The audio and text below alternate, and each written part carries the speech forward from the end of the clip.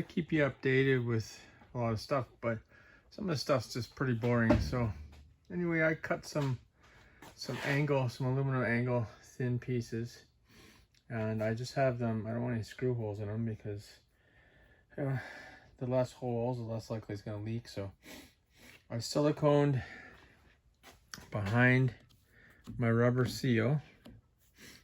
I silicone behind there, and I silicone behind the plate that holds this in place.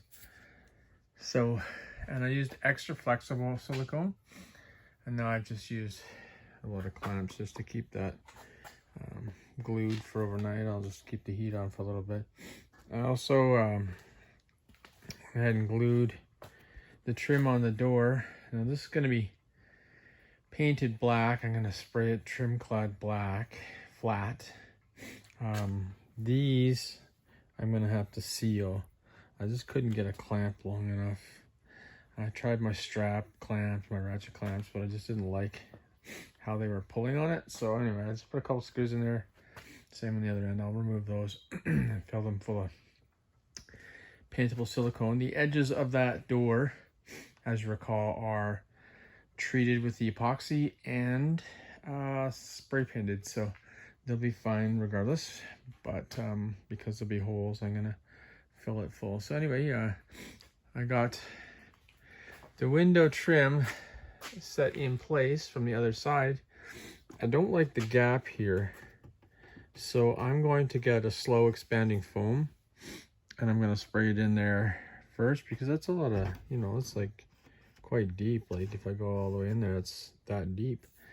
So I'm going to put some slow expanding foam in there, and then I'm going to put the windows, snap the windows in place, and then hopefully they will seal themselves up tight. So I started to get the lights mounted. I got the other one over there, put up there too. And then I've got I put my power bracket back on. And I have my fan up. Now it still needs to be silicone, but I put butyl tape under, and then I just screwed it all the way in. You know, that's not really anything to talk or brag about, so I didn't spend any time videoing it. So, and that's it. And then just the other window from the other side. I just have them screwed in place with some wood behind because those gaps are so big, and so funny how big they actually are, and very little trim left on the inside. So it's like within millimeters on both sides of it actually coming through, which seems to be a very strange style. If I have any troubles with these, I know I'll never buy these ones again. Trying to save money, you know, so they're pretty cheap.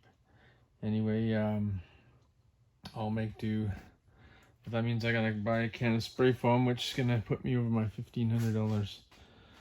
So that's where I'm at with that, guys.